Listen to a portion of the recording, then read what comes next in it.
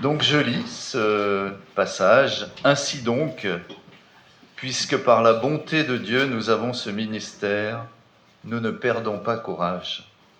Nous rejetons les actions honteuses qui se font en secret. Nous ne nous conduisons pas avec ruse et nous ne falsifions pas la parole de Dieu. Au contraire, en faisant connaître clairement la vérité, nous nous recommandons à toute conscience d'homme devant Dieu. Si notre évangile est encore voilé, il l'est pour ceux qui périssent, pour les incrédules dont le Dieu de ce siècle a aveuglé l'intelligence, afin qu'ils ne voient pas briller l'éclat que projette l'évangile de la gloire de Christ, qui est l'image de Dieu. Nous ne nous prêchons pas nous-mêmes, c'est Jésus-Christ le Seigneur que nous prêchons, et nous nous déclarons vos serviteurs à cause de Jésus. En effet, le Dieu qui a ordonné que la lumière brille du sein des ténèbres a aussi fait briller sa lumière dans notre cœur pour faire resplendir la connaissance de la gloire de Dieu dans la personne de Jésus-Christ. Nous portons ce trésor dans des vases de terre afin que cette puissance extraordinaire soit attribuée à Dieu et non à nous. Je peux relever un peu je ne sais pas si c'est là. Est-ce que je verrai un peu mieux? Merci beaucoup. Voilà, c'est parfait. Je te remercie.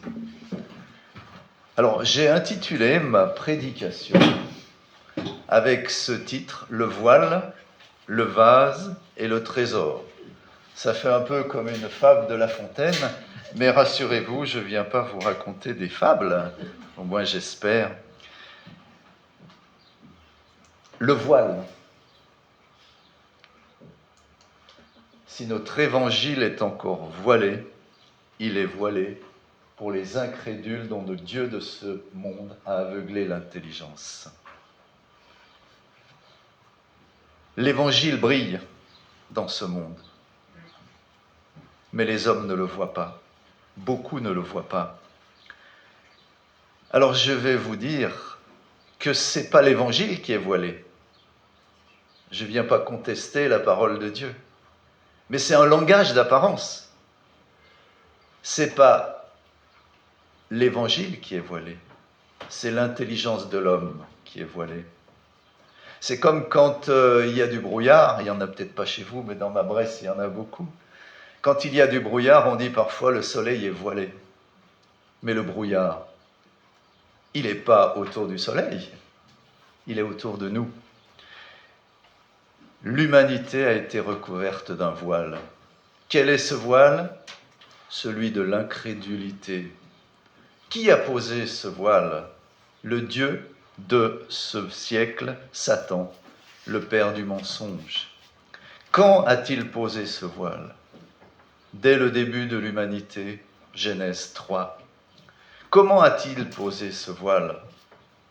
Par l'insinuation? Dieu a-t-il réellement dit? Et par le mensonge? Si vous mangez de ce fruit, de l'arbre de la connaissance du bien et du mal, vos yeux s'ouvriront. Et quand Adam et Ève ont mangé ce fruit,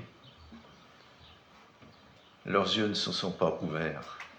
Ils sont devenus aveugles, spirituellement aveugles. Satan avait recouvert leur intelligence d'un voile. L'homme, séparé de Dieu, se trouve seul pour donner des réponses fondamentales à ces questions fondamentales. Et il va construire finalement un monde qui lui ressemble. L'apôtre Paul disait « Ils se sont égarés. Dans leur raisonnement et leur cœur sans intelligence a été plongé dans les ténèbres. » La raison souveraine et autonome de l'homme sans Dieu a été recouverte d'un voile. Et l'homme construit, par sa propre intelligence, tout un tas de systèmes et de croyances pour essayer de répondre à ces questions. Des systèmes en en logie, vous savez, cosmologie, anthropologie, psychologie, idéologie en tout genre. Et dans ces mots, en logie, il y a le mot grec logos. Mais c'est des systèmes qui ont ignoré le vrai logos, celui de Jean 1, le Verbe incarné. Dieu fait homme en Jésus-Christ. Vos yeux s'ouvriront et ils sont devenus aveugles. Moi, j'ai été cet homme-là pendant de nombreuses années. J'étais un militant marxiste, trotskiste. J'avais construit ma représentation du monde avec tout ce système-là. Et je vais vous dire que même quand je me suis converti et que Dieu a vraiment pénétré ma vie et mon intelligence, il m'a fallu du temps pour déconstruire ces faux raisonnements, ces manières de penser trompeuses. Il a fallu déconstruire ces forteresses dans mon esprit pour vraiment laisser la lumière de la parole de Dieu pénétrer en profondeur dans ma vie. L'évangile n'est pas voilé. C'est l'intelligence des hommes et des femmes de ce monde qui est voilée. Et nous sommes sans cesse confrontés dans ce monde à ce voile de l'incrédulité. Nous le voyons dans tous nos débats de société, en particulier. Et quand nous allons à la rencontre des hommes et des femmes dans ce monde, nous voyons le voile. Et nous devons être conscients de cette réalité, que l'intelligence humaine est recouverte d'un voile, de l'incrédulité et du mensonge. Et ce voile, il nous dérange, il nous agresse, il nous désarme. Et si nous ne voyons que ce voile, nous serons découragés. Et nous ne serons pas des annonciateurs de l'Évangile. Nous perdrons courage. Et l'apôtre Paul commence ce passage que je viens de lire en disant « Nous ne perdons pas courage ». Parce qu'il savait qu'il ne luttait pas contre des hommes et des femmes avec leurs pensées, mais qu'il luttait contre le mensonge, l'incrédulité, et il ne luttait pas contre la chair et le sang, mais contre des puissances de ténèbres. Alors, je pense qu'il nous faut apprendre à regarder derrière le voile pour voir la moisson. Lever les yeux et regarder les champs. Ils sont déjà blancs pour la moisson. Et si nous levons les yeux, nous verrons des hommes et des femmes qui recherchent l'Évangile, qui recherchent tout ce que donne l'Évangile, même s'ils professent le contraire, parce qu'ils sont aveugles. Quand l'Éternel a appelé Jonas à aller prêcher la repentance et la conversion à Ninive, il a tourné le dos, il a fait demi-tour, il n'a vu que le voile de l'idolâtrie et de la méchanceté du peuple assyrien. Quand Paul est arrivé à Corinthe, à qui il est en train d'écrire quelques années plus tard, heureusement qu'il n'a pas perdu courage. Parce que Paul, il est arrivé dans une ville complètement recouverte du voile de l'idolâtrie, avec des mœurs dissolues. Il a rencontré l'opposition, l'injure. Et Dieu lui a dit, n'aie pas peur, ne te tais pas, je suis avec toi. J'ai un peuple nombreux dans cette ville. Et Paul va rester 1 an et demi à Corinthe pour construire cette église. Vous savez, moi j'étais, je vous l'ai dit, militant marxiste, incrédule. Et quand je discute avec les premiers chrétiens qui m'ont parlé de l'Évangile, la première personne, c'est mon épouse d'ailleurs. Je lui dois beaucoup, entre autres. Mais ces personnes, souvent, elles me disent « Mais qu'est-ce que tu étais compliqué ! Mais qu'est-ce que tu étais compliqué dans tes raisonnements !»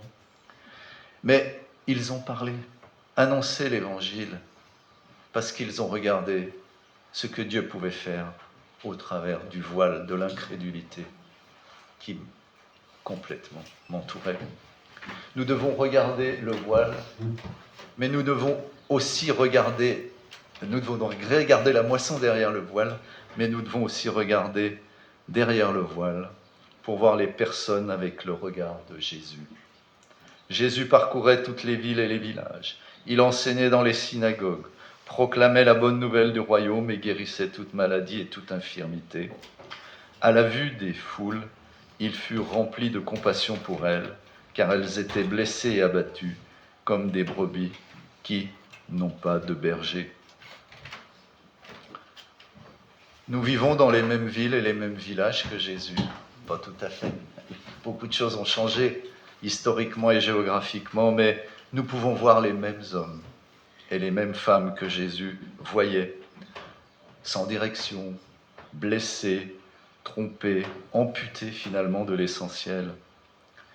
J'ai besoin de regarder les personnes que Dieu met sur mon chemin, derrière leur voile de l'incrédulité, au-delà des apparences. J'ai besoin de voir derrière le voile pour voir des brebis égarées qui ont besoin du bon berger. J'ai besoin que le Seigneur mette sa compassion dans mon cœur, cette compassion pour les voir avec leurs besoins, leurs attentes, leur vraie réalité, et pas l'apparence des discours, n'est-ce pas? Et j'ai aussi parfois besoin que le Seigneur guérisse les sentiments d'amertume ou de colère qu'il peut y avoir dans mon cœur par rapport à des personnes qui s'opposent, qui dérangent, qui sont contre l'Évangile et qui me blessent. Pourquoi Jonas a-t-il tourné le dos quand Dieu l'a envoyé à Ninive? Parce que pour Jonas, il dit ah non, pas ces personnes-là. Elles nous ont fait trop de mal. Il fallait que Dieu guérisse aussi cette amertume pour qu'il puisse aller à la rencontre de ceux vers qui Dieu l'envoyait. Nous devons haïr le voile, mais aimer les personnes qui sont derrière le voile. Et pour cela, il ne faut pas les regarder avec le voile, mais les voir derrière le voile. Vous savez, quand j'étais enseignant, je témoignais dans le lycée, et je me souviens qu'un jour, je m'étais fait vraiment ramasser, on va dire quoi. C'est-à-dire qu'il y avait un collègue qui m'avait au moins humilié, je vais dire, devant les autres à cause de la foi. Et quand je suis rentré à la maison, j'étais là en train, oh Seigneur, pauvre de moi, vraiment, on m'a fait beaucoup de mal. Et je me dis, j'allais me promener un peu pour prier et penser. Et je priais, et le Seigneur, la seule réponse qu'il me dit, aime-le. Oh non, pas lui, aime-le.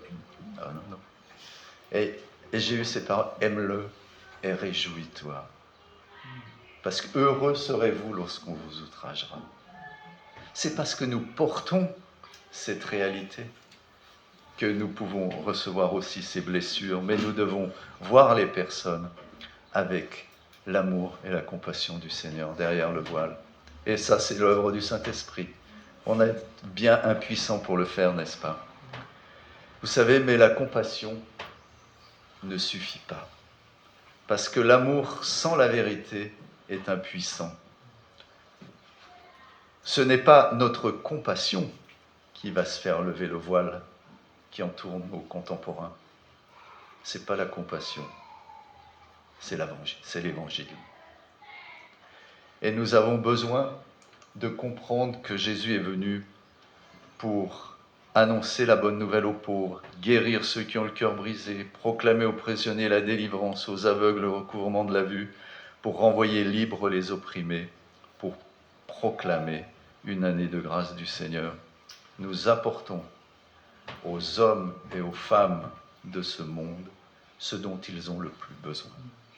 La guérison, la délivrance de l'esclavage du péché, la liberté dont on a parlé et prié, la paix, tout ce qu'on a pu dire ce matin. Nous apportons dans ce monde un trésor. Nous portons un trésor, dit l'apôtre Paul. Est-ce que nous croyons que nous portons un trésor? Quand j'ai entendu avec beaucoup de joie et d'encouragement toutes les prières et les chants ce matin, chanter avec tellement d'enthousiasme, je me dis, je suis sûr que vous croyez que vous portez un trésor. Mais ce que je pense, c'est que parfois, nous pouvons vite mettre en oubli tout ça. Quand nous sommes confrontés, alors ici c'est vrai, c'est plus facile, on est ensemble, on chante, on est heureux. Puis quand on retourne vers ce voile finalement on peut se poser des questions. Mais je crois que parfois notre difficulté pour partager ce trésor, c'est que nous n'avons pas suffisamment ouvert le coffre pour aller puiser toutes les richesses qu'il y a dans ce trésor. Et je crois que nous goûtons finalement souvent qu'une infime partie des immenses richesses qui nous ont été données en Christ. Vous savez, dans l'association Famille Je t'aime, on fait aussi, bon maintenant j'ai un peu arrêté, mais on crée des séminaires sur ce qu'on appelle la personne et son besoin de changer. Et pendant 4 jours, on annonce l'Évangile. Et on regarde comment la puissance de l'Évangile vient guérir jusqu'au plus profond de nos cœurs, de notre vie, de nos pratiques. Et on voit des choses extraordinaires que Dieu fait. Et les personnes disent, mais tout ça, on le lit tous les jours. On l'entend toutes les semaines quand on va au culte. Mais est-ce qu'on a laissé seulement pénétrer dans les plus profondeurs de notre cœur cette puissance de l'Évangile et du salut en Christ? Et ce que je vois, c'est que ce trésor, pour que les hommes voient le trésor, l'Évangile doit être incarné dans des cœurs transformés et habités. Le même Dieu qui a dit que la lumière brille au sein des ténèbres a aussi fait briller la lumière dans notre cœur pour faire resplendir la connaissance de la gloire de Dieu dans la personne de Christ. Pour que la lumière brille à travers nous, il faut qu'elle brille dans notre cœur. Alors, est-ce que cette lumière brille dans ton cœur, dans mon cœur? Si cette lumière n'est pas en permanence vivante et agissante dans mon cœur, elle aura du mal à briller autour de moi. Et je pense que Dieu veut vraiment aussi annoncer cet évangile à travers ces cœurs transformés et qui se laissent transformer en profondeur par le Saint-Esprit. L'évangile aussi doit être incarné par notre manière de vivre pour que les hommes voient le trésor de l'évangile. Nous rejetons les actions honteuses qui se font au secret. Nous ne conduisons pas avec ruse. Nous déclarons serviteurs, dit-il aussi un peu plus loin. Vous savez, les personnes autour de nous voient toutes les discordances qu'il peut y avoir entre ce que nous professons et ce que nous vivons. Et s'il y a cette discordance, ils vont mettre le doigt dessus. Peut-être la première chose qu'ils vont voir. Et la lumière ne brillera pas. Si nous n'apportons pas l'évangile avec humilité et amour, il perdra du sel. Et si les gens perçoivent aussi dans les églises les divisions, les conflits, je crois que quelque part, on épaissit encore un peu plus le voile et qu'on fait baisser l'intensité de la lumière. Christ a dit, je suis la lumière du monde. Et il a dit aussi, vous êtes la lumière du monde. Vivre dans l'honnêteté, dans l'humilité, le respect des consciences des autres, c'est aussi ce que Dieu nous appelle à faire. Et dernière chose, sur la vérité, pour être un trésor, l'évangile doit être annoncé dans la vérité, la pureté, la plénitude. Nous ne falsifions pas la vérité. C'est un défi pour nous, et soit une responsabilité d'annoncer l'évangile tel qu'il est. Et vous savez, moi quand je vois le voile des gens parfois, j'ai envie d'annoncer un petit peu un évangile parfois un peu plus édulcoré, un peu plus adapté, amélioré, je dirais entre guillemets, parce qu'on ne va pas l'améliorer, n'est-ce pas? Mais des morceaux choisis Alors, je ne dis pas qu'il ne faut pas faire preuve de discernement, qu'il ne faut pas sortir de nos schémas tout faits, de nos patois de Canaan, mais sans altérer la profondeur et la vérité de l'Évangile.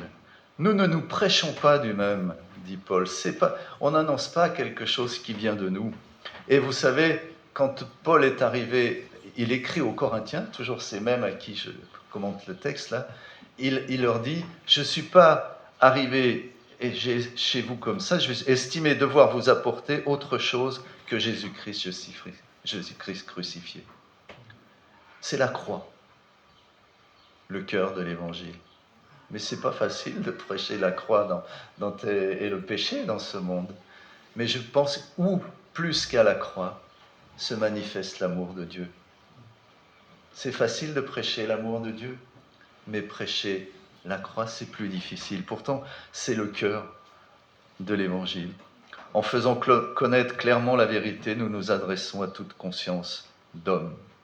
Pour que l'Évangile soit la puissance de Dieu, il doit rester l'Évangile, tel que Dieu nous l'a donné.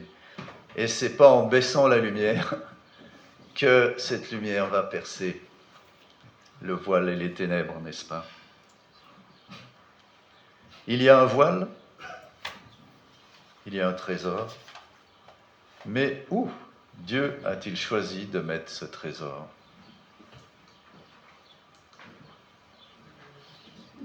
Dans des vases d'argile.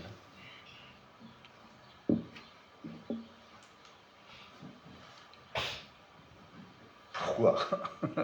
Pourquoi moi? Pourquoi toi? Pourquoi mettre ce trésor dans des personnes quelqu'un d'aussi craintif, aussi fragile, aussi vulnérable, aussi timide, etc. Moi, je crains tellement les coups. J'ai pas tellement envie d'aller vers le voile, vous savez.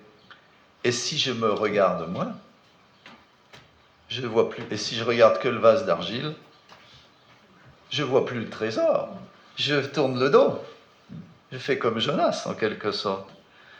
Et nous devons comprendre que la fragilité du vase n'est pas un problème pour Dieu. Le problème, c'est sa disponibilité et sa consécration. Le choix de ne pas garder ce trésor enfermé, mais de le partager. Et ça me dépasse que Dieu ait choisi ce moyen pour annoncer au monde ce qu'il y a de plus précieux pour lui. Toi, moi, ces vases fragiles. Nous devons comprendre que toutes nos excuses et nos prétextes sur notre faiblesse ne tiennent pas devant Dieu.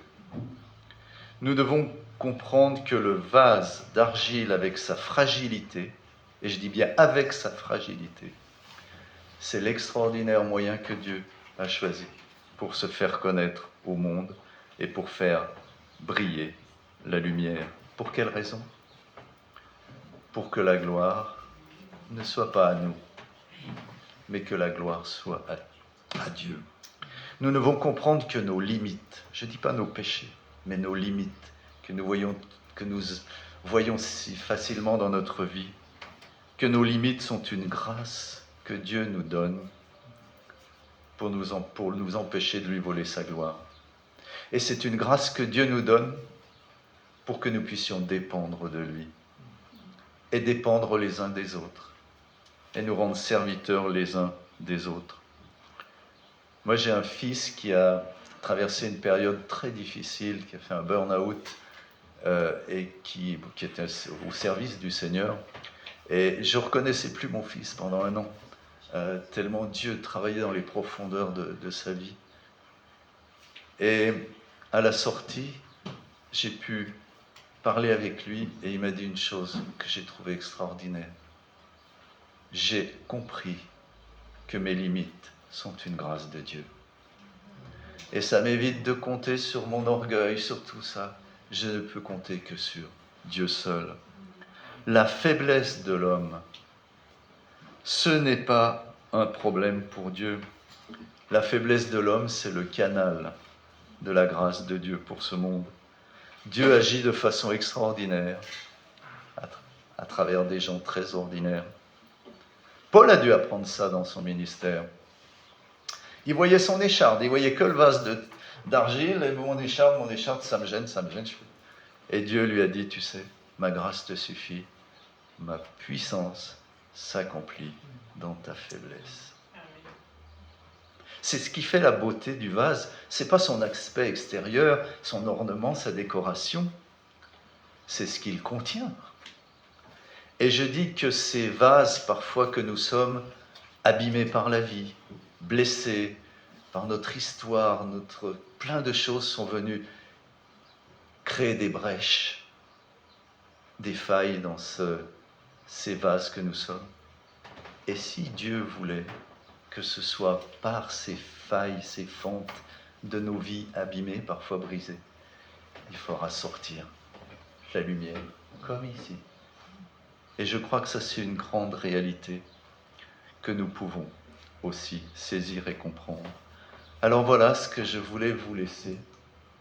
Ça marche plus, mais bon, c'est... Non.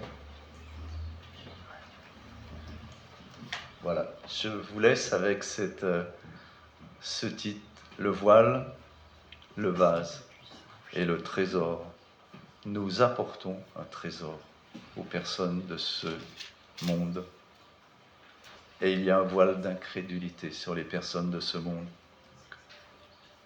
Si je regarde le voile, son épaisseur, je ne bouge pas. Si je regarde le vase de terre, avec toute sa fragilité, je ne bouge pas. C'est le trésor que nous devons regarder, ce trésor que nous devons laisser vivre et construire aussi finalement dans une réalité incarnée par la puissance du Saint-Esprit en nous. Et regardez le chemin qu'emprunte la lumière. La lumière, pour arriver vers les personnes de ce monde, elle doit déjà sortir et traverser ce vase bien fragile et ébréché. Puis une fois qu'elle est sortie, elle doit aussi traverser le voile. Et moi, je crois que nous avons une responsabilité pour laisser sortir et présenter, offrir ce trésor au monde, dans nos vases d'argile. Pour le reste, que la lumière traverse le voile, j'ai aucune capacité de le faire. Seul l'Esprit de Dieu peut révéler les choses de Dieu. Voilà ce que je voulais vous laisser. Le voile, le vase et le trésor ce matin. Et puisqu'on m'a demandé aussi de partager,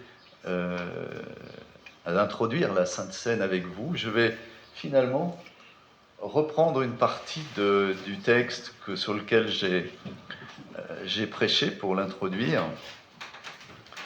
Si notre évangile est encore voilé, il l'est pour ceux qui périssent, pour les incrédules dont le Dieu de ce monde a aveuglé l'intelligence afin qu'ils ne voient pas briller l'éclat que projette l'évangile de la gloire de Christ, qui est l'image de Dieu. Nous ne nous prêchons pas nous-mêmes, c'est Jésus-Christ le Seigneur que nous prêchons, et nous nous déclarons vos serviteurs à cause de Jésus. En effet, le Dieu qui a ordonné que la lumière brille au sein des ténèbres a aussi fait briller sa lumière dans notre cœur pour faire resplendir la connaissance de la gloire de Dieu dans la personne de Jésus-Christ.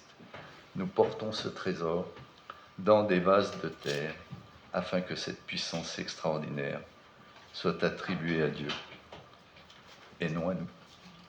Alors, comme des vases de terre, nous allons partager aussi le repas du Seigneur. Et je pensais finalement que, vous savez, sur le chemin d'Emmaüs, il y a plus de 2000 ans, il y a deux hommes qui marchaient avec tristesse en parlant de la mort de Jésus. Ils étaient découragés. Jésus les a rejoints, il leur a expliqué les Écritures, il a partagé le pain avec eux et leurs yeux se sont ouverts. Ils ont pu redécouvrir finalement dans ce Christ Jésus ressuscité la beauté, la puissance de l'Évangile.